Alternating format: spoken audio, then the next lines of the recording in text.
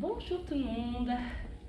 Alors, pour cette vidéo, qui normalement devrait être assez courte, je vous propose en fait de vous montrer quelques postures, peut-être que vous connaissez déjà. En tout cas, au moins vous remémorer certaines postures qui peuvent vous faire du bien, vous aider dans des moments de tension, de douleur, notamment du dos, hein, là où se loge la plus grande partie des les plus grandes tensions, je vais y arriver. Donc dos, le bas du dos, les lombaires, les dorsaux, les trapèzes, les cervicales et les épaules aussi. Hein. Souvent quand on garde une station assise trop longtemps, eh bien c'est souvent les cervicales et les trapèzes qui en prennent un coup. Donc voilà, l'intention de cette petite séance, ce sera de vous montrer ou vous remémorer certaines postures que vous pourriez faire à tout moment. Vraiment, moi je vous invite pas à éviter d'attendre d'avoir mal pour vous faire des petits mouvements ici et là. Okay, et puis d'ailleurs, l'OMS recommande généralement de se lever de son siège et de quitter l'ordinateur au bout d'1 heure et demie à 2 heures grand max. Donc vraiment là, dès que vous sentez que vous avez mal, et même avant, n'hésitez pas à utiliser ces postures. Ok. Alors, dans un premier temps, je vous propose un petit mouvement basique que vous connaissez sûrement, qui va vous permettre d'étirer vos cervicales, d'assouplir vos cervicales et vos trapèzes, ici. Donc, un premier mouvement basique, que vous soyez assis ou debout, c'est la même. Je vous montre les deux variantes. Si vous êtes debout, eh bien, ça donne ça. Je cherche à étirer pleinement mes bras, à casser mes poignets, pour avoir cette intention de presser les paumes de main vers le sol. Et ce qui nous importe, c'est surtout d'étirer le bras opposé à l'inclinaison de votre tête, comme ceci. Vous voyez, moi j'ai ma tête à droite, du coup je tends pleinement mon bras gauche, je presse la paume de main vers le sol. On est d'accord qu'assis, c'est la même chose. Alors bien entendu, je vous inviterai à vous avancer de vos sièges. Je ne vais pas le tourner à chaque fois, donc voilà, vous avancez du siège pour pouvoir vraiment avoir la liberté de tendre pleinement votre bras. Et que vous soyez debout ou assis, voilà, j'incline d'un côté. Attention, je vous invite à ne pas rester trop longtemps sur ce type de posture. Préférez, hop, j'expire, je presse la paume de main et je descends plus ou moins l'oreille vers l'épaule. J'inspire, je remonte. Si j'ai besoin, je fais une petite flexion sur le côté opposé et je recommence. Ok? Préférez le faire sur la méthode jacobsonienne, c'est-à-dire flexion, extension, j'inspire, j'expire.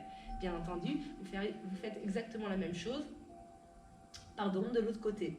Ok, j'expire, j'inspire, j'expire, j'inspire. Ça, on connaît, mais on ne le fait pas suffisamment, donc on n'hésite pas à le faire. Un deuxième, dans la même intention. Cette fois-ci, c'est surtout quand ça vient tirer au niveau des trapèzes et l'arrière des cervicales.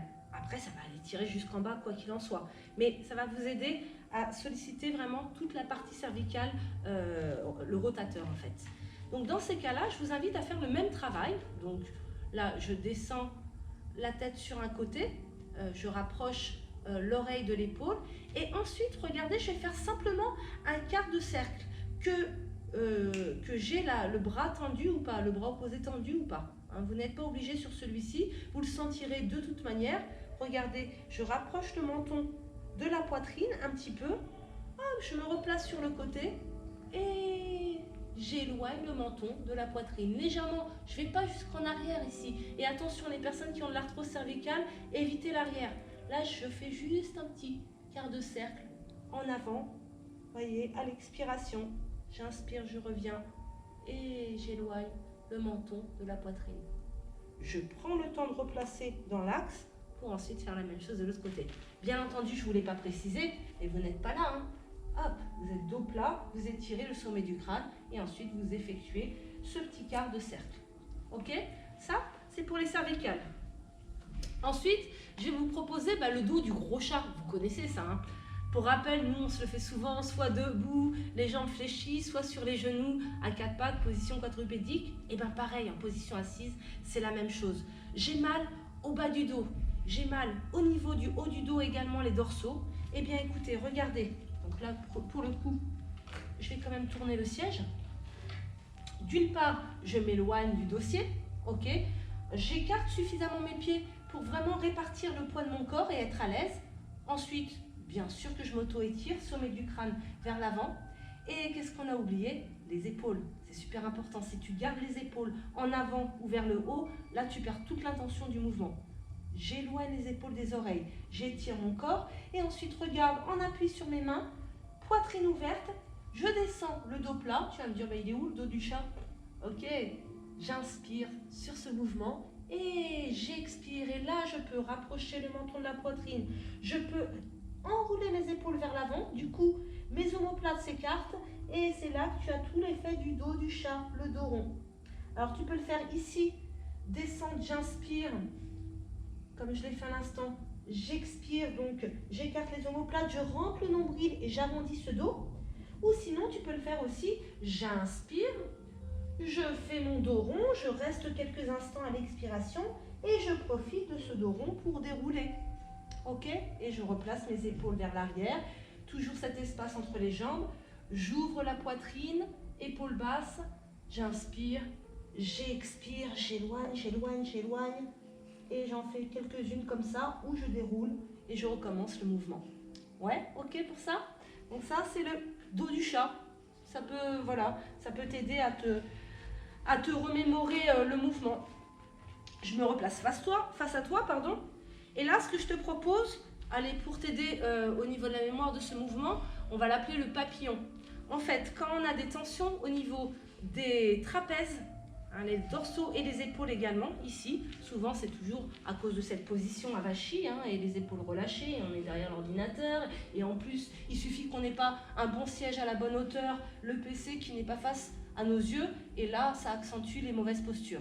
Donc, ce que je te propose, c'est regarde, le papillon, comme je disais, tu connais peut-être, tu fais peut-être un peu de natation. Eh bien, l'idée, ça va être d'ouvrir ta cage thoracique, d'ouvrir tes épaules et d'aller chercher tes épaules loin vers l'arrière avec cette intention de serrer tes omoplates. Ouais, ça donne ça. Hein. Je me suis auto-grandie, j'ai laissé de l'espace entre mon dossier, j'ai laissé de l'espace entre mes pieds et... Alors, tu peux le faire soit en crawl, en fait, finalement, ou soit en papillon, en alterné, bien entendu. Là, je repars, épaules bien basses, éloignées des oreilles, ok? Et je fais la même chose dans l'autre sens, ok? Du coup, tu as vu, là, j'en profite pour arrondir un peu le dos. Mes omoplates s'écartent, ça vient soulager pas mal de tension logée à ce niveau-là, ok? Soit en alterné, ok? Ou soit version, voilà, crawl ou papillon, ok? Une petite précision, les personnes qui ont des petits soucis d'épaule, des fragilités, attention à le faire plutôt en petite amplitude. Vous pouvez vous arrêter ici, là, en arrière. N'allez pas chercher jusque-là si vous avez des fragilités au niveau des épaules. Votre intention, dans tous les cas, c'est d'écarter les omoplates et de resserrer les omoplates. Cette contraction-décontraction de vos omoplates vont soulager les tensions des dorsaux. Allez, un autre petit mouvement, un cinquième. On va l'appeler le fulgure au point. Ouais? Alors, tout simplement, là aussi, cette intention de serrer les omoplates, donc de contracter les dorsaux. Je pars en arrière, je peux serrer les poings d'ailleurs. Hop, je pars en arrière, les coudes en arrière, je serre les omoplates. Tu as vu, j'ouvre pleinement ma poitrine. Bien entendu, mes épaules sont basses, la nuque longue, sommet du crâne étiré vers le plafond. Et expiration. J'allonge les bras. J'allonge les bras, mes omoplates se sont desserrées, toujours avec ce petit effet de dos rond. J'inspire, j'ouvre pleinement, je serre les omoplates. J'expire, je soulage. En même temps, tu peux avoir cette intention d'inspirer la détente et d'expirer les tensions, tout simplement. Et toujours cette intention de serrer en arrière et de desserrer. J'écarte, je serre et j'écarte. Ouais, je t'en montre encore un ou deux. Alors, on peut faire ce mouvement, je te le montre ici.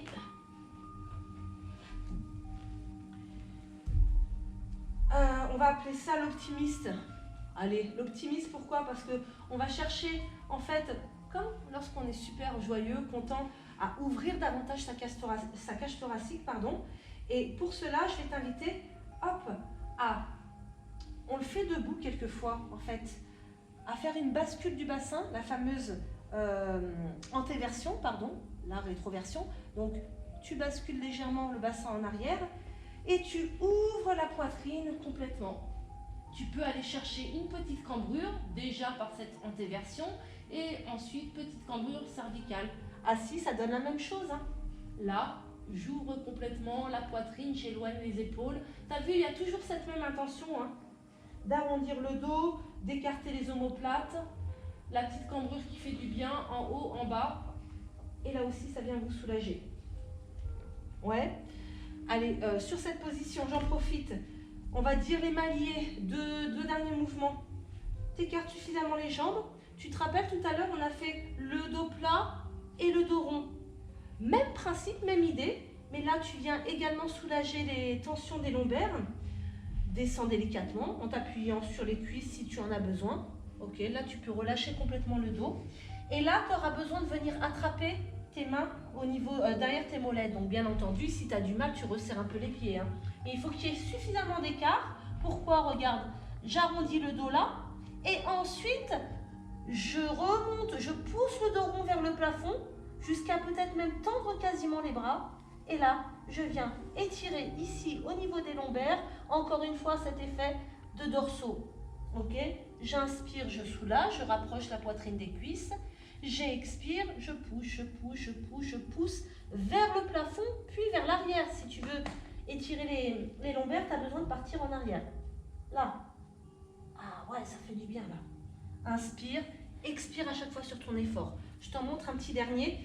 Tu as vu, j'ai été rapide. C'est pour que tu puisses... tu as l'avantage d'être sur une vidéo, donc tu peux la revoir.